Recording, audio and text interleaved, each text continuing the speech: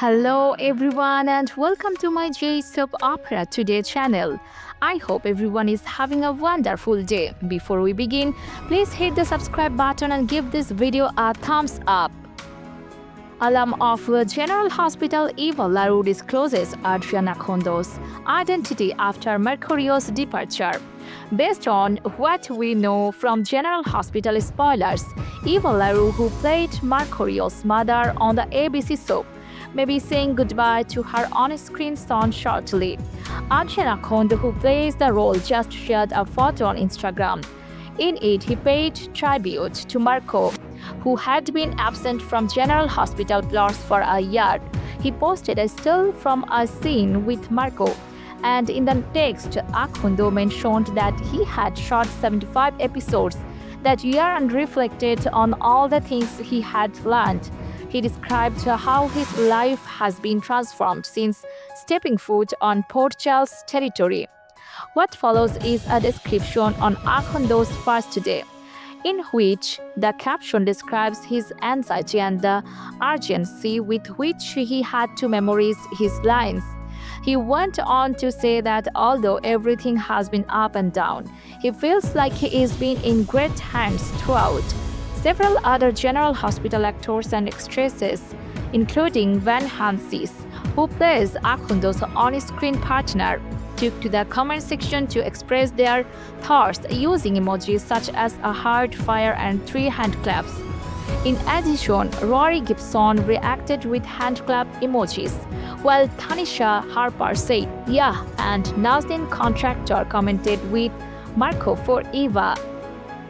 Meanwhile, Carlo Rota, who plays Marco's dad, the wicked giant's Sidwell wrote, "My sweet and lovely son," and then Akondo's former Jay's castmate, Laru, added this comment, "Love you, meet you. Time and again, you have demonstrated your greatness. Now move on to something much greater." Laru's reply hints that Akondo had tied things off on Jace with on to the next big thing. And while it is shocking to see, it is not too surprising. After all arrows are pointing to a dismal finish for Marco as the show continues to indicate that calamity is on the horizon for Sidwell's kid. Marco has gotten caught twice tinkering in the safe where Sidwell and WSB head Roche columnist Britt Westbourne's prescription. Marco decided to assist Lucas set Britt free by doing this and has insisted that even if he is caught, his father would protect him. Still, fans can't help but feel as if Marco's days are limited as General Hospital continues to portray doom and gloom as Sidwell's son is concerned. And Eva LaRue's IG comment seems to support this. General Hospital spoilers remind viewers that neither the show nor Akondo has confirmed Marco's exit, but it feels as a mass demise for taking those meds might be coming soon. General Hospital spoilers: Nathan's twin twist, Lulu dating his long-lost brother. General Hospital spoilers hint that the show may have just laid the stage for a surprise big announcement. There are still many unresolved concerns about Nathan West, but Jay's writers may have give viewers a significant clue about the real story. In the March 19th show, Britt Westbourne had some language that surely drew viewers' attention. During Britt's talk with Jocelyn Jacks, she made a joke about Cesar Faison having 4 kids. That was huge news considering Jay's fans were previously aware of only 3, Britt, Nathan, and Peter August. Britt clearly doesn't realize she tripped up, but maybe Jocelyn may later have a light bulb moment and ruminate over this clue. Regardless, people are clearly in speculation mode on social media now that Britt mentioned this unknown 4th Faison child.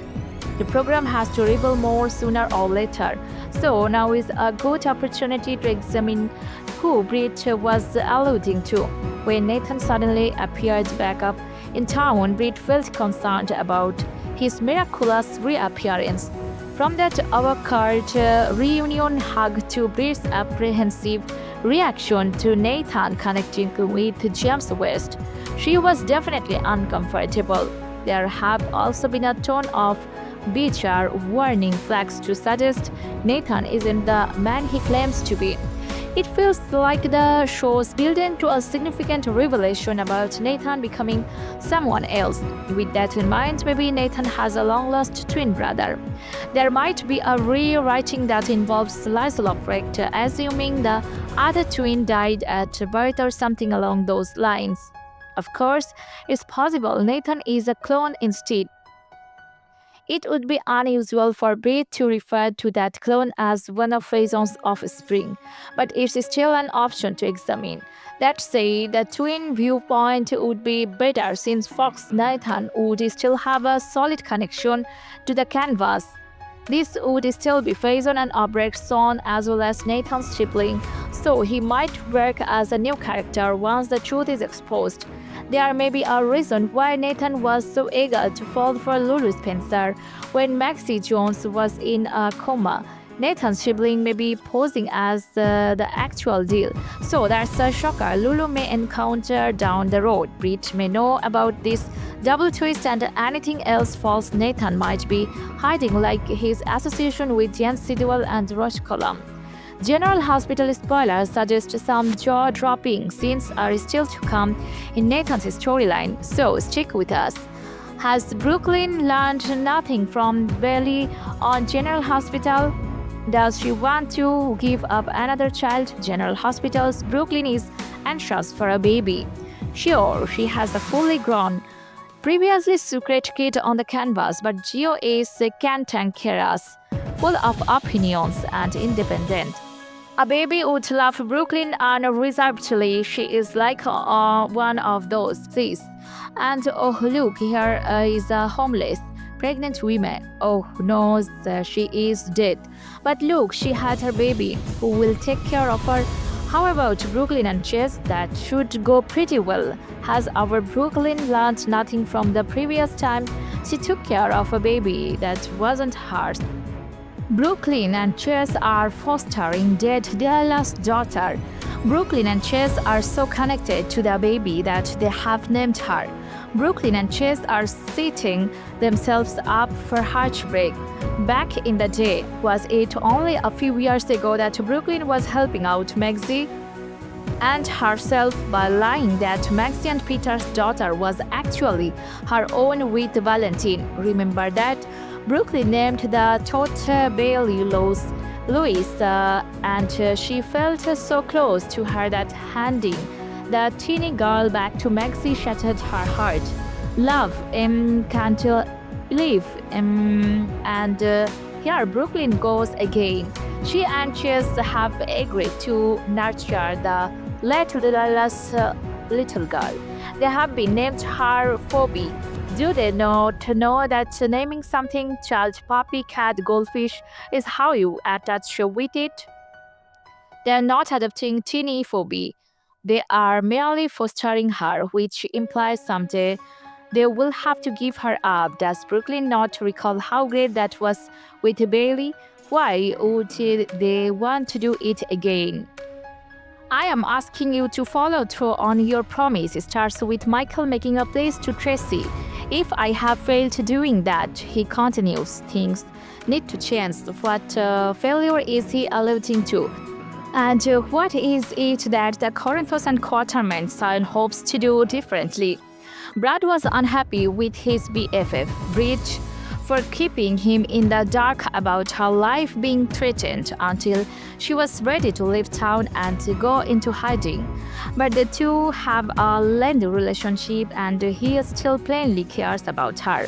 Now that he is in on the plot to duplicate Britt's Huntington's drug, to release her from Sidwell and Column's influence, Brad begs Lucas to do whatever it takes to assist her.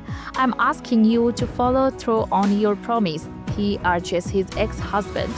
Britt is about ready to take leave with Jason and is packing up her possessions in her room above Bobby's.